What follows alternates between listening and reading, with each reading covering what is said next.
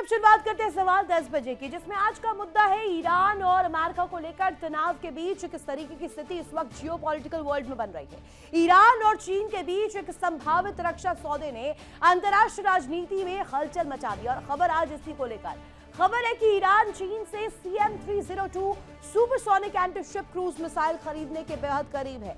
करीब 290 किलोमीटर की मारक क्षमता वाली यह मिसाइल समुद्र की सतह के बेहद करीब और तेज रफ्तार से उड़ती है, जिससे दुश्मन के रेडार सिस्टम के लिए इसे ट्रैक कर पाना और इंटरसेप्ट कर पाना मुश्किल हो जाता है। अब समझिएगा ये सब हो कब रहा है, जब अमेरिका और ईरान के बीच कहीं ना कहीं तनाव की स्थिति है।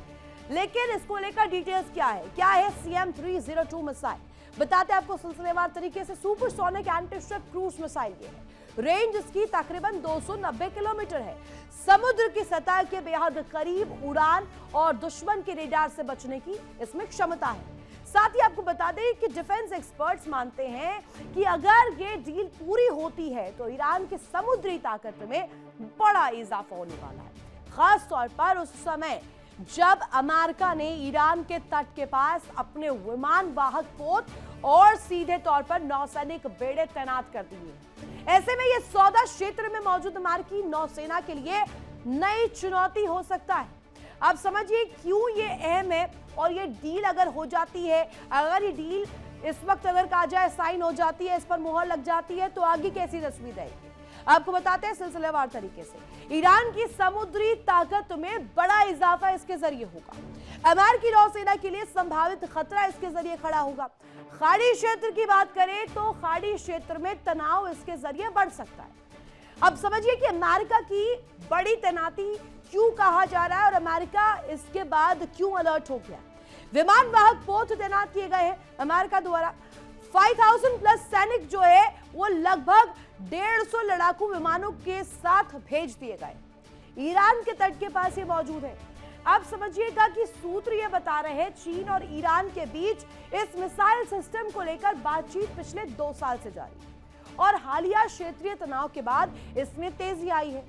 अब ये कहा जा रहा है कि ईरान और अमेरिका के बीच जो स्थिति इस वक्त बनी हुई है, जो टकराव, जो तनाव है, उसके बीच यह डील बेहद महत्वपूर्ण और कहा जाए फाइटिंग स्पिरिट को और ज्यादा बूस्टअप करेगी। ईरान साफ नहीं है कि ईरान कितनी मिसाइलें खरीदेगा और डील की कीमत क्या हो, अभी कुछ इस पर स्पष्ट नहीं हुआ है। लेकिन अगर यह हो जाता है तो ईरान अमेरिका के बीच का टकराव और ज्यादा भीषण और ज्यादा विध्वंसक नहीं हो जाएगा। यूएन प्रतिबंधों के बीच यह सौदा किस तरीके से महत्वपूर्ण, अब वो समझ लीजिए जरा।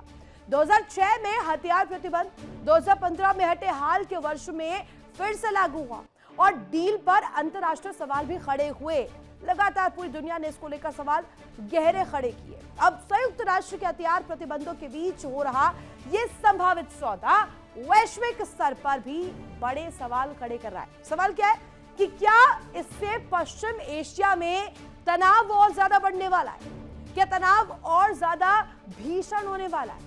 करेंगे इसी पर बड़ी चर्चा। खास मेहमान हमारे साथ कनेक्ट है retired group captain UK Devnath sir, रक्षा विशेषज्ञ के तौर पर हमारे साथ कनेक्ट है रिटायर्ड कैप्टन आशा सिंधे अलगप्पा हमारे साथ कनेक्ट है और साथ ही साथ करोड़ी सिंह विदेश मामलों के जानकार हमारे साथ कनेक्ट है। सबसे पहले यूके देवनाथ सर, हम जो स्थिति देखते हैं सुपरसोनिक मिसाइलों का ये भेड़ा, और अगर ये डील हो जाती है चीन के साथ, ये टाइमिंग आपको क्या बता रही है और ये डील अगर इन फ्यूचर हम देखते हैं इस पर ग्रीन सिग्नल मिल जाता है तो कैसे अमेरिका टेंशन में आने वाला है इसके बाद। रितु जी, इसमें कोई शक नहीं है कि चीन लगातार ईरान को एक से एक बेहतरीन वेपन सिस्टम सप्लाई करता रहा है। अगर हम देखें पिछले कुछ साल से उसने चीन ने ईरान को HQ-9 air defence missile system दिए हैं। चीन ने ईरान को लगातार रॉकेट और मिसाइल्स के कंपोनेंट्स, स्पेयर पार्ट्स और फ्यूल, खासतौर से बड़ी मात्रा में अमोनियम क्लोराइड का जखीरा भेजा है, जो कि एक सॉलिड फ्यूल होता है, ज़मीन से ज़मीन पर मार करने वाली मिसाइलों में इस्तेमाल होता है। अब ये जो CM-302 एंटीशिप मिसाइल की सप्लाई करने वाला है चीन, इससे जाहिर बात है कि पर्शियन गल्फ में, फारस की खाड़ी में और ओमान की खाड़ी में ईरान का दबदबा बढ़ेगा। ये मिसाइल जो है बहुत ही कारगर मिसाइल मानी जाती है। ये एक रशियन एंटी शिप मिसाइल पर बेस्ड है। इसमें खास बात यह है कि ये लॉन्च के बाद समुद्र के बहुत नीची उड़ान भर सकता है और ये अपनी डायरेक्शन को भी चेंज कर सकता है और ये बहुत हाई स्पीड से सुपरसोनिक स्पीड से दुश्मन के जो शिप हैं उसकी तरफ अग्रसर होता है। तो दुश्मन के शिप में जो एंटी एयरक्राफ्ट वेपन सिस्टम्स हैं उनको इस CM-302 को शूट डाउन करने में डिफिकल्टी होती है।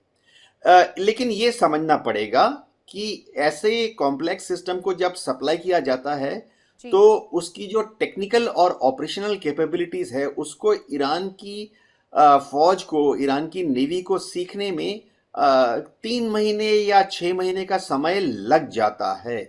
ऐसा नहीं है कि CM-302 आज सप्लाई हुआ और अगले हफ्ते से ही ईरान के जो टेक्नीशियंस हैं, इंजीनियर्स हैं नेवी के और उनके जो ऑपरेशंस क्रू हैं वो उसमें अगले हफ्ते से ही एक्सपर्ट हो जाएंगे। इस पर वर्क ऑन होना भी बाकी है, इस पर काम होना भी बाकी है। ये अभी फिलहाल तो अभी फ्यूचर का एक एस्पेक्ट बताया जा रहा है, लेकिन होता क्या है और इसके जरिए किस तरीके की तस्वीर बनती है ये अपने आप में बहुत डिफरेंट और बहुत यूनिक कैरेक्टर रहने वाला है इस पूरी टकराव में, इस पूरे तनाव में। करोड़ी सर, ये मुझे बताइएगा इससे अभी दुनिया कैसे देख रही है, आपकी समझ से इसे रशिया कैसे देख रहा है? क्योंकि अभी जो चलन वर्तमान की स्थिति में हम देख रहे हैं प्रॉक्सी वॉर लड़ने का चलन है। ये कहा जाता है कि आप सीधे सीधे किसी देश के खिलाफ जंग में नहीं उतरते, अब सहयोगी जो देश होते हैं जो साथ देते हैं वो पहले एक भूमिका बनाते हैं। अब चीन का CM-302 देना या ये सौदा हो जाना, इस पर ग्रीन सिग्नल मिल जाना कैसे बूस्टअप देगा? और जैसा हम कह रहे हैं कि किसी भी वक्त जंग का अलार्म बज सकता है ईरान अमेरिका के बीच, तो सुपर पावर इससे कैसे डरेगा? देखिए रितु, आपने एक साथ बहुत से सवाल पूछ लिए हैं, समय की तो सीमा है। तो जो जिस तरह की मिसाइल का समझौता चीन के साथ ईरान कर रहा है, मिसाइल होना एक बात है और मिसाइल को सही तरीके से यूज होना दूसरी बात है। और सही तरीके से यूज करने के लिए आपके पास एग्जैक्ट सूचना होनी चाहिए। आपका दुश्मन जो कि ईरान के केस में अमेरिका है, उसको अच्छी तरह से उसके मूवमेंट्स को ट्रैक करे और उसके लिए चीन ने ऑलरेडी ईरान को अपना बैदू सिस्टम में इनकॉर्पोरेट कर रखा है। तो जो अमेरिका के मूवमेंट हैं वो ईरान सही तरीके से ट्रैक कर रहा है और अगर सही इंफॉर्मेशन है तो यूज करना बहुत आसान हो जाता है, इफेक्टिव तरीके से हो जाता है। तो ईरान के पास ऑलरेडी चीन का जो GPS सिस्टम है बैदू, उसमें ईरान ऑलरेडी सम्मिलित है। इसके अलावा अभी लगभग महीने भर पहले ब्रिक्स देशों ने नेवल एक्सरसाइज की थी, उसमें ईरान भी शामिल था, रशिया, चीन, साउथ अफ्रीका, ब्राजील, ये सब शामिल थे, भारत सम्मिलित नहीं हुआ था। उसके बाद अभी रशिया, चीन और ईरान ने भी नेवल एक्सरसाइज की है। और इसके अतिरिक्त आपने रशिया के लिए कहा, रशिया ने ऑलरेडी अपना वारशिप भेज दिया है वहां पे अमेरिका को कर्टेल करने के लिए। तो देखिए, अगर वेनेजुएला को देखें वो केस अलग था और ईरान का केस अलग है। ये अमेरिका और चीन के लिए भी एक प्रतिष्ठा का सवाल है, क्योंकि अमेरिका ये चाहता है कि दुनिया में अमेरिका स्पॉन्सर्ड व्यवस्था हो। अमेरिका चाहे वैसे ही देशों में सरकारें चलें, वैसे ही निर्णय लें। लेकिन चीन और रशिया है वो भी एक सुपर पावर के रूप में है, तो वो ये नहीं चाहेंगे कि एशिया में आके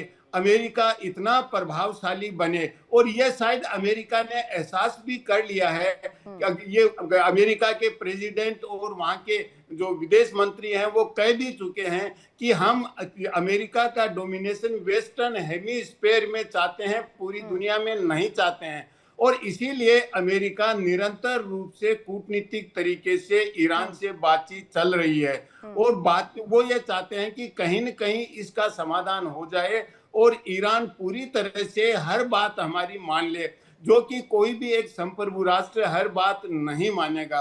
और ये भी अमेरिका भी जानता है और जो अरब के दूसरे ममालिक हैं वो भी जानते हैं कि ये अगर अमेरिका और ईरान में किनेटिक एक्शन की स्थिति आती है, वार की स्थिति आती है, तो केवल वो ईरान और अमेरिका तक सम्मिलित नहीं होगा, पूरा वो क्षेत्र है वो उसकी जद में आ जाएगा।